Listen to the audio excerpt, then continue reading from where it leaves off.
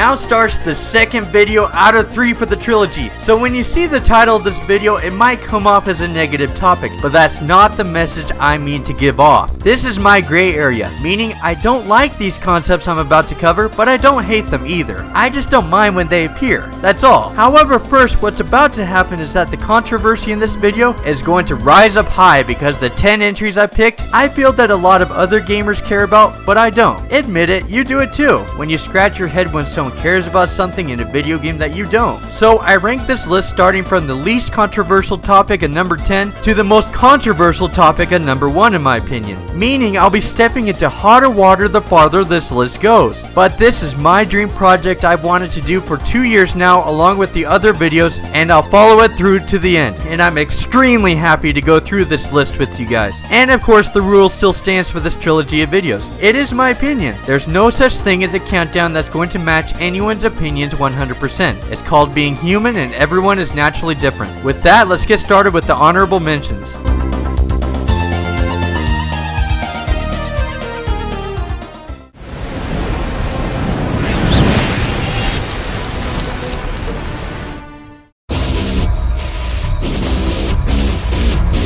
To be clear, I do play player versus player matches about once per week for about a couple of matches, usually with League of Legends or Heroes of the Storm, but otherwise, it's just not my thing.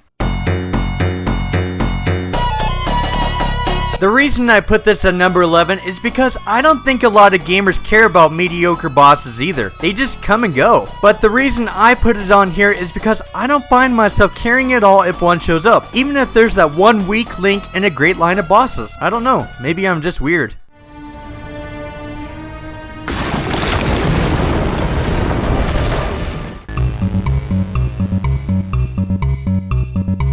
Time limits. Not something that gets on a lot of good sides with gamers. I agree. I don't think time limits are really a highlight of my video games either. So that's why it's here. I don't like it, but I don't hate it to the point where it'll give me a bad time either. Usually time limits come in small bursts or in a simple section of a game or in games where it gives you so much time that it's usually not a problem for me. I think there are 2 times where time limits give me trouble. First being that they're really tight time limits where you need perfect precision and that could cause several retries. Or 2, if the objectives are so obscure that leaves me stranded on what to do next. Those are rare cases, but it does happen to me from time to time though. Overall, I don't find them a big deal at all about 90% of the time. I think it's because I have a lot of experience with fast food and public speaking growing up in high school and college, both of which involve a lot of pressure and I'm used to it. And I'm not meaning to brag. Truly, I'm not. Everybody has their talents, everybody has their strengths, and everybody has their experiences, including you and everyone else. Time limits happens to fall into my alley where pressure and fast work go hand in hand, so I don't have a problem with them being in video games.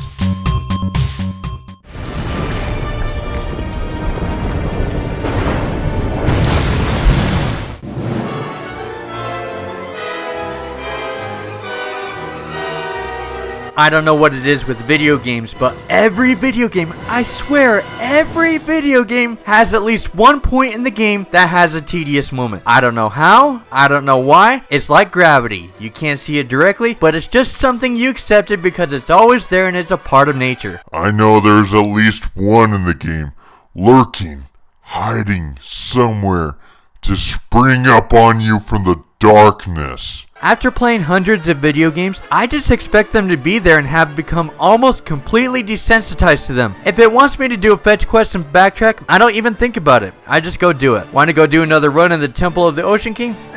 Whatever. The game wants to spam that skateboarding minigame from Kingdom Hearts 2 about 10 times.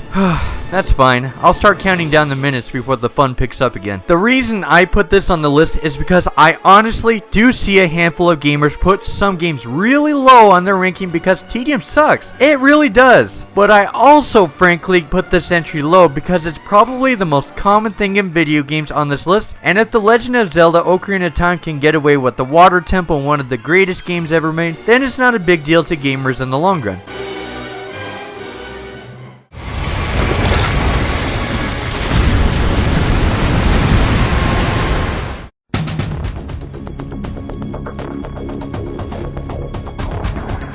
Even though I'm not a fan of Final Fantasy VII, I do agree with something they say to defend their game that some do criticize it for, that graphics aren't everything. Even though I'm not a fan of how they executed that game, the graphics aren't one of those problems for me. I agree, graphics aren't everything, and that's why I'm not a fan of remakes. Now, remakes aren't bad at all. There's nothing wrong with taking an old game and adding a new layer of paint. Gamers from the newer generation will probably look at the old graphics and think of them as outdated. So, remaking awesome video games and updating them for newer times gives more players the chance to enjoy those experiences like the older generation did. However, and I do mean no offense in saying this, but whenever I pick up remakes, I find myself putting them down just as fast as I pick them up because there's a big ding dong that rings in the back of my brain saying, I played this before. I think the only scenario I find myself playing remakes is if I haven't played the classic version first, like Resident Evil, at which I first played it on the Nintendo DS. Yeah, remakes, graphics are never a bad thing to improve on. I agree with that. But if I open a pretty box to find the same contents inside that I played with before,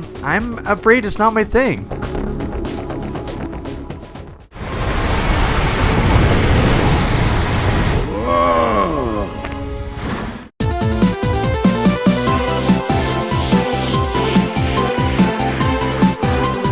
This next entry was inspired by my flagship series I started talking about on my channel, the Legend of Zelda series. When I did the top 17 personal Zelda games, I knew what I was signing up for. I knew I was going to get dislikes. I knew I was going to get backlash, and that's because of this entry that I frankly don't care at all whether 2D video games or 3D video games are better than one another. I'm not trying to be rude, and I know that some do share this opinion, and I emphasize that. But let's face it that a lot of Zelda players favor the 5 console 3D Zelda games a lot more than the rest of the series. I want to focus on the debate that some gamers think that the 2D and retro video games are better, or those gamers who think the 3D and modern games are better. And it could involve this game series I just mentioned, or just in general for gaming. And my view on it is that I don't care. I really don't care at all. I honestly have played my share of good and bad 2D retro video games, and I played my share of good and bad 3D modern video games. I see strengths and weaknesses over each category, and I can't go over them because it takes way too long for a countdown entry to expand on. I guess the closest reasoning I have is that I hunt down underrated games a lot in my free time, along with the games that gamers put the spotlight on. So it's from a strong history of that and never checking up on popularity with video games that I'm probably a lot more like this than the usual gamer. Well, they're not called underrated games without a reason, because no one talks about them, and it's left to my interpretation about them,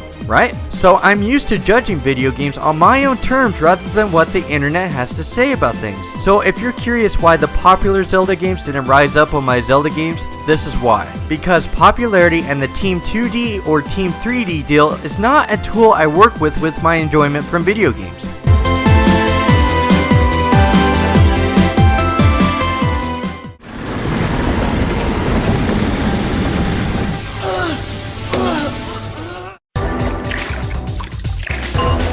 Wow, this is an interesting one. So here we go. Quick time events and button mashing. It's become a wildfire complaint to video games. That's a term I invented to mean that everyone has completely different interpretations about it from person to person. But at the end of the day, the whole forest is destroyed and it's left as a taboo concept of enjoyment in video games. So because everyone's opinions are so varied about it, I'll avoid talking about the general view about it and talk about my own personal interpretations about it. And I'm going to warn, I'm going to get a little blunt here with it, so heads up, but I'll try to be as respectful as I can. I mean no offense in saying this, but after frankly all the decades, and I mean decades of annoying crap I've had to put up with video games growing up with the bad video games I've happened to play, when QuickTime events came out and became popular, I'm afraid I can't agree with the general crowd. There is so much more things in video games that can make your life miserable than QuickTime events in my opinion. It's one of those concepts where I don't like it, thus it's on this list, but I don't hate it because it just doesn't compare to my long history of stuff I've dealt with other stupid things I've seen in video games. It's kind of like being hit with a pillow compared to being stabbed with a sword.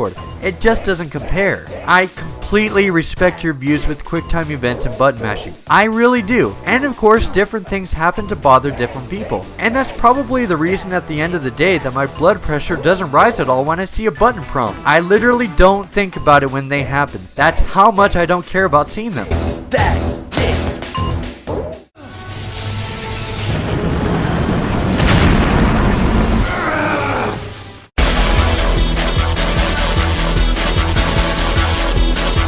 In classic video games, games were more linear, as in it becomes more of a step 1, step 2 kind of formula. They kind of didn't have a choice because of their limits with technology, so it's understandable. However, in recent years, because technology has been advancing, linearity has been cropping up as more of a complaint in recent years, because it's expected that because of the rise of technology, games should be more explorative to compensate for their recent times. I agree and disagree with this. I do agree that if a game is going to be 100% exactly like the next playthrough, I do think that there should be some form of replayability should be involved to extend the longevity of the game. However, I disagree with the stereotype that a linear game does not automatically equal a bad game. And I know I'm not alone with this opinion, which is why it's in the middle of the list. If a fair share enjoyed Skyward Sword or other games like I have, then I know that plenty don't mind this either. And it's fine for some gamers to want more open world and branching experiences. I don't have any problems with anyone thinking that. For me though, it's more the fun factor that's more important to me than the game being linear. For all I know, I played my share of both non-linear and linear video games I didn't have a good time with, and my share of non-linear and linear games where I had a blast playing through them. And that's where the difference lies for me. Fun, not linearity.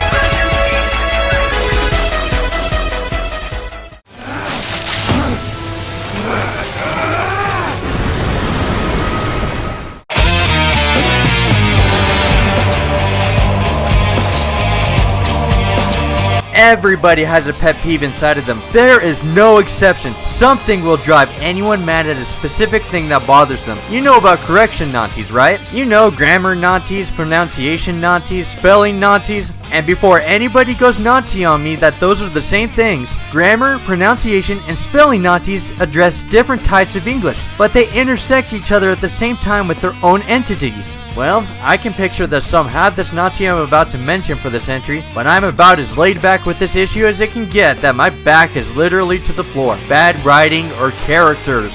Now this is where I'm going to mention my bias. I talked about in my top 10 things I like in video games that I have a really soft spot for cutscenes and stories. And unfortunately, very unfortunately for some who are going to hear this, this bleeds into me finding myself not caring at all how stupid or pathetic the stories and characters are in my video games. Yes, I can recognize when stories and characters start doing things horribly wrong, but instead of freaking out about it, I get fascinated with it. Why are they badly developed characters? Why did the story bomb? Is it the pacing? Is it the writing? Is it the background story? Because I'm a novel writer, I like to make good notes of what draws up awesome characters and what makes others horrible. I can't say I like it when this happens, but I find it more of an educational moment rather than flat out hating it when it does happen. In my opinion, to the fullest, to do things right, you had to figure out what they do wrong.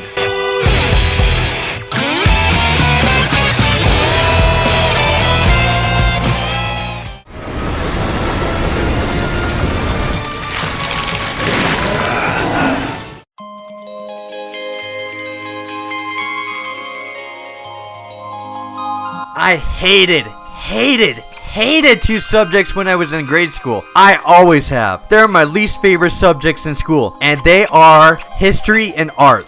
This doesn't translate well to certain aspects of my gaming life. I don't care about seeing lore, I don't care about seeing symbolism, and I don't care about creepypasta, especially with death and horror. The very moment that I start reading a deceased man's diary about how he died.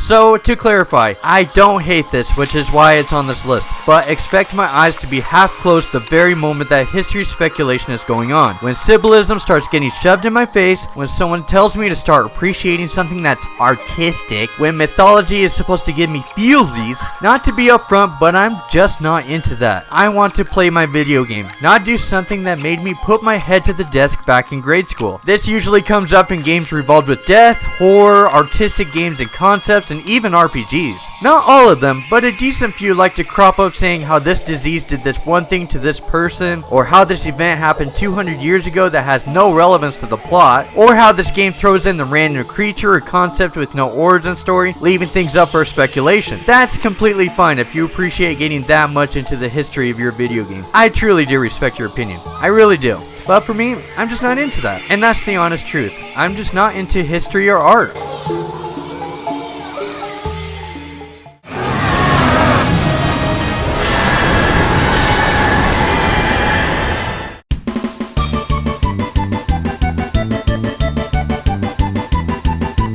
Luck. But not just any luck. I'm talking about RNG luck. Ooh, yeah, not a popular topic. All you have to do is say chance time with Mario Party, the lightning bolt from Mario Kart, or someone getting that hammer randomly appearing from Super Smash Brothers when controllers start getting broken and wonder why life has to be this way. Well, will it tear your soul apart further if I tell you that I'm perfectly okay with this happening? No?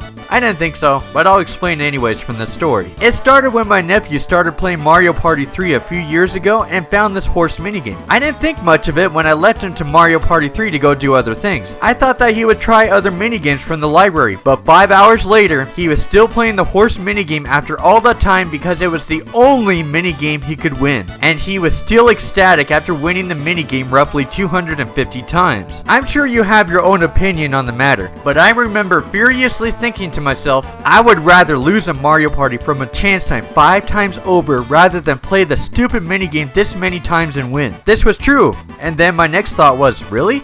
I would? Why? Have you ever heard the phrase, it's the journey that counts and not the destination? Well, you have to ask yourself, do you care about the variety of activities that constitute the journey? Or do you care about the winning or losing as the destination? To me, and I think I'm speaking for the minority, but I frankly don't care if I win or lose in Mario Party. What I care about is the variety of activities, the board game mechanic, playing the large amount of video games, and trying to screw over the other players. That was amazingly fun! Now before I close, I need to stress something. I don't care that RNG luck is around if it affects all players equally. So I like it in Mario Party because everyone is just as equally likely to get good things going for them or just as likely to get tormented to bad luck. And well, that's alright with me. It's a fair board game balancing mechanic just like Monopoly and Yahtzee. Now if you're thinking about the RNG luck with the blue shell from Mario Kart with selective targeting mechanics that roots out specific characters, well, I'll talk about that in my hated list. Now there's something to look forward to.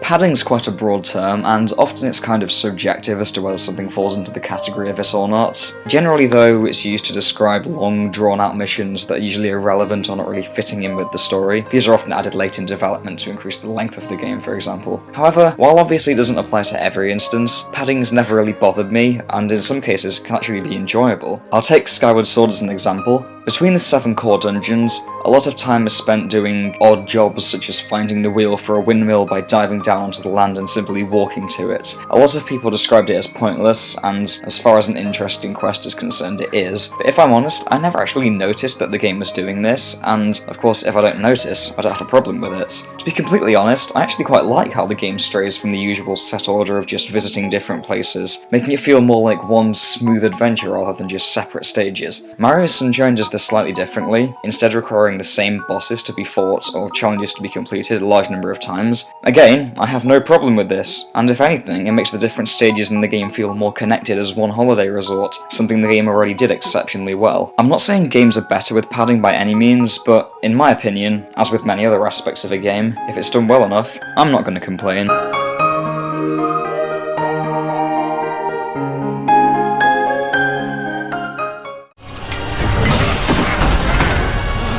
Success! A brilliant success!